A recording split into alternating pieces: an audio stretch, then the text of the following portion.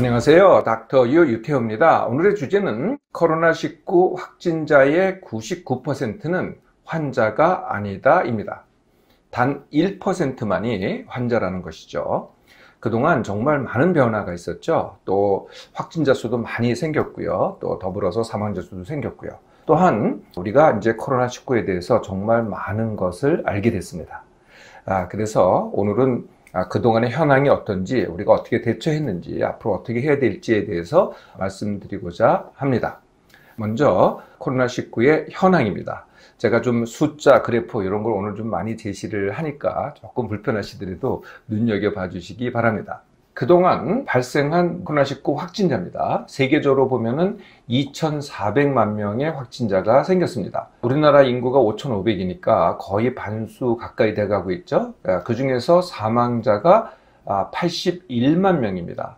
한 3.4% 정도 됩니다. 한국에서는요, 8월 24일 현재, 어저께 현재죠. 17,665명의 확진자가 생겼습니다. 그리고 그 중에서 309명만이 사망을 했습니다. 단 1.7%에 불과하죠. 이 얘기는 아마 보도를 통해서 많이 들으셨을 겁니다. 그런데 이게 누적이라는 것을 잊지 마세요. 누적이라는 건 그동안에 처음부터 지금까지라는 거거든요. 그러면은 그 사이에 어떻게 진행됐느냐 보면은 이제 처음에는 확진자 수가 적었습니다. 그런데 이게 3월, 그리고 4월, 0으로 되어 있긴 합니다만 5월, 6월 이렇게 가다가 이제 7월부터, 여기가 7월입니다. 7월부터는 이제 더 많이 발생을 했죠. 확진자 수가요. 네.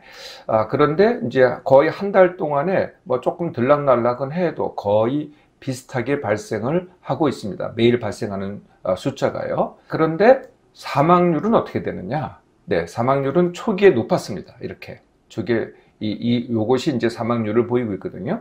네, 그런데 7월 이후부터는 점점 내려가서 굉장히 안정이 돼 있죠.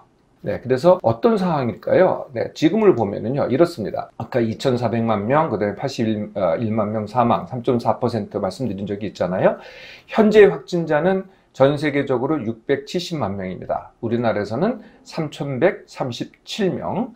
그 중에서 지난 일주 동안에, 현재가 이 숫자니까 지난 일주 동안에 사망한 거를 보면은 3만 9천 명입니다. 전 세계적으로. 단 0.6%에 불과하죠. 네. 우리나라에서는 더 작아서요. 5명밖에 안 됩니다. 일주일 동안에. 0.2%에 불과합니다. 그러니까 처음에 이건 누적이고요. 처음엔 사실은 이거보다 높았죠. 한 5%가량 됐습니다. 한국도 뭐 한 2% 이 정도 됐죠. 네, 그러던 것이 지금은 0.2% 각각 0.6%입니다. 왜 이렇게 사망률이 감소하고 있을까요? 네, 사망률의 감소는요. 처음에 왜 높았을까요? 왜 사망률이 많은 사람들이 죽어나갔을까요? 초기에 이제 이 확진자가 발생을 하잖아요. 예, 그러면은요, 대처를 잘 못합니다. 다시 말하면은 의료 서비스가 대처를 잘 못했다는 거죠. 의료진이, 그러니까 코로나19 환자를 다룰 수 있는, 치료할 수 있는 의료진이 부족했거나 아니면 이분들을 갖다가 이제 격리를 입원을 시켜야 되거든요. 근데 그게 음압병실입니다. 음압병실이 부족하거나 아니면 중증 환자를 치료할 수 있는 호흡기가 부족하거나 이렇게 의료 서비스가 대체가 제대로 못했다는 거죠. 또 다른 이유가 있습니다. 이제 의료진이 있다고 하더라도 의료진이 이제 방호복을 입게 돼요. 이게 이제 6종이나 됩니다. 혹시 그걸 보셨는지 모르겠는데요. 정말 행동하기도 어렵고요. 말하기도 어렵고요. 뭐 의사들이 하는 진찰 중에 뭐 촉진이 있고 타진이 있고 청진이 있고 이런 거 있잖아요. 또 말을 통해서 문지라는 걸 합니다. 이 모든 것을 어렵게 만듭니다. 네, 그 전에 이런 방호복을 입지 않고 진료를 했다면은 뭐 한 의사가 10명 정도를 갖다가 쉽게 진료할 수 있다고 한다면은 방호복을 입고는요, 한 명도 어렵고요. 그리고 또 굉장히 힘이 듭니다. 의료진의 입장에서는, 네, 의사 입장에서는. 그러니까 어떻게 돼요? 효율성이 떨어지죠. 그래서 이런 이유 때문에 처음에는 사망률이 높았던 겁니다. 그런데 지금은 점점 낮아지고 있잖아요. 이미 말씀드린 것 같이. 네, 이게 무슨 이유겠어요? 이제 그만큼 대체를 잘하게 됐다. 네, 그리고 병실도 느리고 의료진도 좀 더 효율적으로 되고 이렇게 됐다는 거죠. 혹시 무슨 치료제가 개발이 돼서 그럴 거라고 생각하지만은요, 치료제 때문은 아닙니다. 지금 유일하게 이제 승인받은 게 에볼라 치료제였던 렘데시비어라는 약입니다. 이게 이렇게 보급도 많이 된 것도 아니고 사실 치료 효과도 그렇게 확실하지도 않습니다. 그러니까 치료제의 효과가 아니라는 거죠. 제대로 의료진이 대처를 하기 때문에 사망률이 줄어가고 있다는 거거든요. 네, 그래서 이거는 아마 점점 더 그렇게 될 것입니다. 물론 새로 발생하는 국가에서는 조금 더 사망률이 높겠지만은 전 세계적으로 보면은 특히 우리나라에서는 사망률은 더더욱 떨어질 것이다 라는 겁니다. 그런데요, 오늘 말씀드리려고 하는 것은 사망자도 사망자지만은 사실은 환자입니다. 네, 다시 말하면 이제 중증자죠. 중증자라고 하면은요, 뭐 산소가 필요하다든지 아니면 호흡기가 필요하다든지 아니면은 집중 치료를 받아야 된다든지 이렇게 감시를 해서 이런 환자들을 말합니다. 그런 환자들이 도대체 몇 명이나 될까요? 네, 또 다시 보도록 하겠습니다. 네, 아까 보여드렸던 그 숫자인데요. 네, 그래서 현재 전 세계적으로 중증자는요, 6만 1000명에 불과합니다. 그러니까 확진자가 670만 명이니까 1%에 불과하죠. 우리나라도요, 3137명의 현재 확진자 중에서 32명에 불과합니다. 또 1%에 불과하죠. 자, 1%만이 산소를 공급받거나 호흡기의 치료를 받거나 아니면은 집중 치료를 받습니다. 그럼 99%는 뭘 할까요? 네, 99%는 정말 하는 게 없습니다. 대부분 다 증상이 없으니까요. 증상이 있어봤자 열난다, 기침한다거든요. 그럼 열나면 뭐 어떤 치료를 받겠어요? 네, 해열제를 병원이니까 처방을 해줍니다. 근데 그건 뭐 집에서도 살 수 있는 겁니다. 또 기침을 하면은 기침약을 줍니다. 역시 마찬가지로 동네 약국에서 구할 수 있는 것들입니다. 뭐 그렇게 특별한 게 아니라는 거죠. 이렇게 해서요, 우리나라에서는 3주 또는 그 이상을 갖다가 격리된 상태로 있다가 치료받는 게 아닙니다. 격리된 있는 상태로 있다가 뭐 치료를 한 게 없으니 완치라고 할 것도 없죠. 네, 그래서 격리가 해제돼서 나오게 됩니다. 네, 그게 이제 99%가 그렇다는 거죠. 자, 이런 정도인데요. 많은 분들이 이 코로나19 확진이라는 거에 대해서 굉장한 두려움을 갖고 있어요. 네, 그 첫 번째가 뭐냐면요. 크게 세 가지 이유를 들 수가 있겠는데요. 첫 번째가 언론의 불안 조성입니다. 두 번째가 강제 입원의 고통이고요. 세 번째가 확진자라는 낙인의 고통입니다. 확진자 낙인의 고통입니다. 이 세 가지입니다. 네, 첫 번째부터 먼저 볼까요? 네, 언론의 불안 조성. 네, 반드시 언론에서 주된 보도 내용이 뭘까요? 물론 이제 숫자도 발표를 하지만요, 반드시 사례를 갖다가 항상 보여줍니다. 어떤 사례를 보여줘요? 완치됐다, 뭐, 그래서 했다는 사례도 가끔가다 보여는 줍니다. 근데 대부분의 사례는 어떤 사례예요? 사망한 사례. 네, 아니면은 심한 중증 환자의 사례라든지 뭐 중환자실에 누워 있다든지 호흡기를 끼고 있다든지 이런 사례들이라든지 아니면은 특별한 증상을 가진 사례라든지 아니면은 후유증이 심한 사례라든지 아니면은 혹시 이제 기억나실지 모르겠지만은요, 이게 폐 엑스레이 사진을 보여줍니다. 그러면 거기가 허옇거든요. 이게 이제 폐렴이라 그래가지고 거기가 허였습니다. 보통 이제 폐는요 검었잖아요. 엑스레이 사진 보면요. 근데 허연 걸 보여줍니다. 그러면 처음 보는 사람은 어떻겠어요? 엄청 끔찍하죠. 네. 그러니 이거 다 중증이 되고 다 죽겠거니 이런 불안을 갖다가 조성하게 됩니다. 실제로는요, 아까 보셨죠? 사망자도 그렇고요, 중증자도 그렇고 정말 극소수입니다. 네. 그런데 나도 당신도 이해할 수 없다라는 암시를 하죠. 그리고 반드시 주의하라고 합니다. 네, 이게 바로 언론의 불안 조성이죠. 두 번째가요, 강제 입원의 고통입니다. 혹시 이미 확진자가 되신 분들은 경험해 보셨겠지만은 시작부터가 굉장히 끔찍스럽습니다. 네, 이제 집에 있잖아요. 그러면은 앰뷸런스가 옵니다. 근데 앰뷸런스를 타고 오는 사람들이 보통 사람들이 아니에요. 이 방호복을 입고 옵니다. 전부 다들. 그리고요, 말도 엄청 심각하게 합니다. 이게 굉장히 이제 처음부터 두려움을 갖게 되죠. 막 쫄게 됩니다. 그렇게 해서 이제 병원으로 이송을 합니다. 그런데 아까 말씀드렸죠. 하는 게 없습니다. 그리고 의사들도 보지도 못해요. 격리된 상태에서 아주 중환자나 의료진을 접촉하게 되지 대부분은 뭐 전화 뭐 이렇게 합니다. 네, 완전 격리죠. 그러니까 완전 혼자 있는 거예요. 사람을 거의 만나지 못합니다. 네, 그래서 환자의 고통이 아니죠. 환자로서 병자로서의 고통이 아니고요. 격리의 고통입니다. 네, 혼자 있어 보세요. 뭐 하루 이틀, 3일 정도야 내가 병이 있구나, 확진됐구나, 그리고 뭐 새로운 환경이 있구나, 그래서 뭐 얼떨결에 지나가는데요. 시간이 가면 갈수록 어떻게 돼요? 네, 점점 고립됩니다.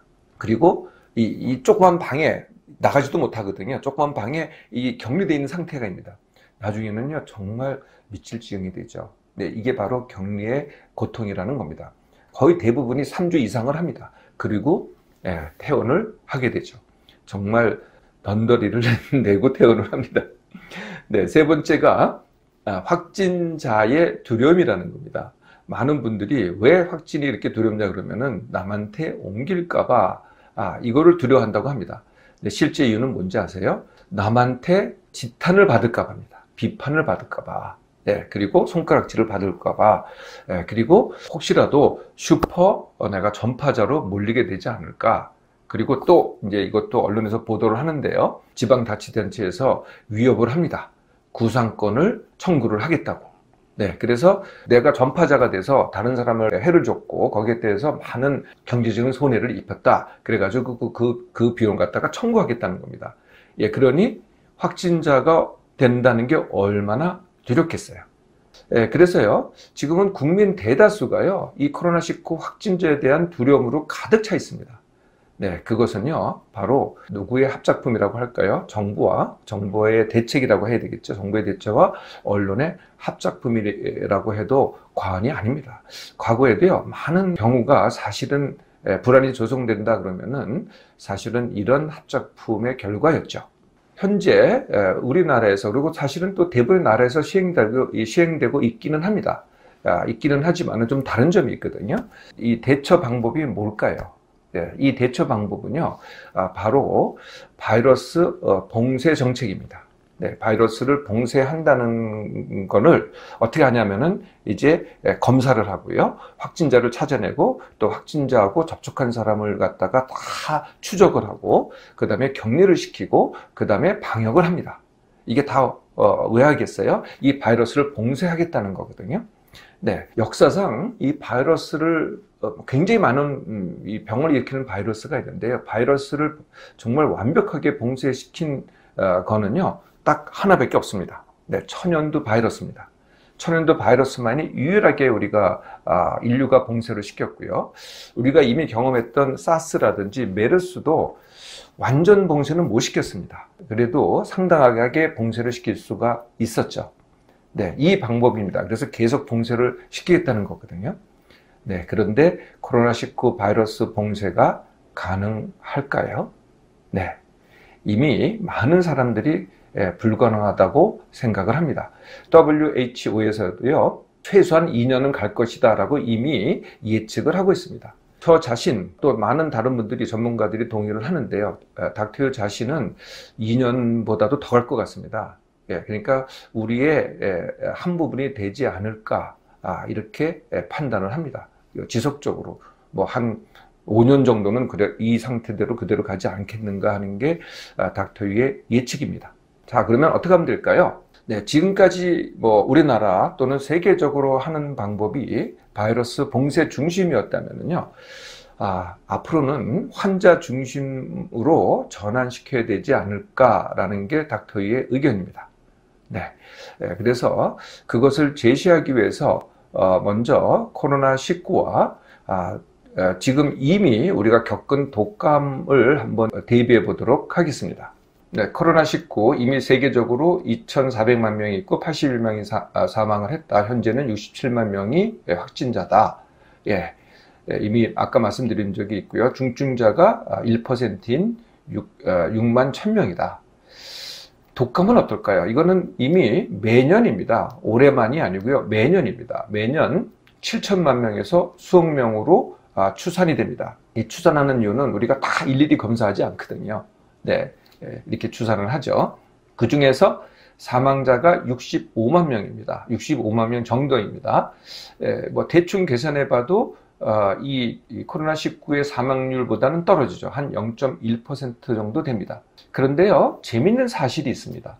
중증자가 6만 1,000명이잖아요. 네, 이거는 500만 명입니다.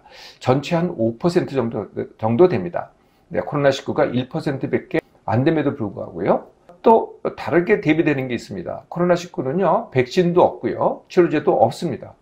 반면에 독감은요, 백신도 있고 치료제도 있습니다. 그럼에도 불구하고 중증자가 이렇게 많다는 거거든요. 독감의 치료제는 타미플루라고 있다는 거 이미 알고 계시죠. 그럼에도 중증자가 이렇게 많습니다. 그런데 사망자는요, 이렇게 적습니다. 이 차이가 어디서 날까요? 네, 이 차이가 바로 우리가 뭐를 중심적으로 하느냐에 있거든요. 네, 바이러스 봉쇄를 한다고 하면은 확진자 중심이 되는 거고요. 독감은 확진자 중심으로 대처를 하질 않고요. 중증자 치료, 그러니까 즉 환자 중심으로 대처를 합니다. 아까 말씀드렸듯이 방역을 하고요. 코로나19는 격리를 하고 접촉자를 추적을 합니다. 그런데 독감은요, 방역하지 않죠. 격리시키지 않습니다. 또 추적하지도 않습니다. 단지 치료를 하려고 검사를 하긴 하지만은 그렇다고 격리시키거나 추적하지 않는다는 거죠. 그리고 의료진도요, 방호복을 입고 진료하지 않습니다. 그러니까 훨씬 효율도 높아지죠. 네, 그래서 중증자 치료를 잘할 수 있기 때문에 네, 사망자 수를 줄일 수 있다는 겁니다. 이렇게 뭐 당장 할 수 있는 일은 아니라고 하더라도 지금 할 수 있는 게 당장 있습니다. 그게 뭐냐면요. 아까 우리는 확진자 중심으로 가다 보니까 확진자 전원을 갖다가 강제 입원시킨다 그랬잖아요. 그런데 서구에서는 그렇지 않습니다. 이제 확진자라서 입원시키는 게 아니라요. 이렇게 진료를 합니다. 의사가 진찰을 해서 판단을 합니다. 예, 고령이라든지 고위험자라든지 아니면은 격리가 전혀 불가능한 사람들이라고 판단이 되면은 의사가 진료를 해서 그러면은 그때 입원을 시키죠. 그러면 대부분의 사람들은 어떻게 될까요? 자가 격리를 시킵니다. 네, 자가 격리를 시키고 그리고 이렇게 모니터링을 하죠. 네, 우리나라에서 이제 자가격리, 그러니까 확진자는 병원으로 보내고 그 외에 접촉자로 해서 자가격리하는 사람들은 모니터링을 하잖아요. 예, 똑같이 모니터링을 합니다. 네, 그러면 어떻게 되겠어요? 의료진의 부담이 줄죠. 네, 그리고 부담이 줄면서 의료진이 훨씬 더 효율적이 됩니다. 예, 그렇게 되니까 어떻게 돼요? 그래서 치료를 제대로 할 수 있고 사망자를 줄일 수 있다는 거죠. 네, 이거는 지금 당장 할 수 있는 일이라는 겁니다. 네, 이렇게 시작을 하잖아요. 예, 그러면은 어떻게 되겠어요? 점점 국민의 두려움이 줄어들겠죠. 예, 그리고 지금 우리가 이 방역 정책을 핌으로써 어떻게 돼요? 방역에 대한 국가적인 부담이 어마어마하죠. 거기에 들어가는 재원이라든지 인력이라든지 어마어마하잖아요. 그게 줄어들고요. 봉쇄를 줄임으로써 어떻게 돼요? 국민의 삶의 질이 높아지고요. 네, 또 경제도 다시 활성화되기 시작합니다. 코로나19 확진자는요, 환자가 아닙니다. 단지 1%만이요, 중증자가 되거나 아니면 사망을 합니다. 99%는요, 전혀 증상이 없거나 경미한 증상 정도로 넘어갑니다. 강제 입원의 고통과 확진자 낙인의 고통은요, 점차적으로 확진자 중심에서 환자 중심으로 전환시킴으로써 해결할 수 있습니다.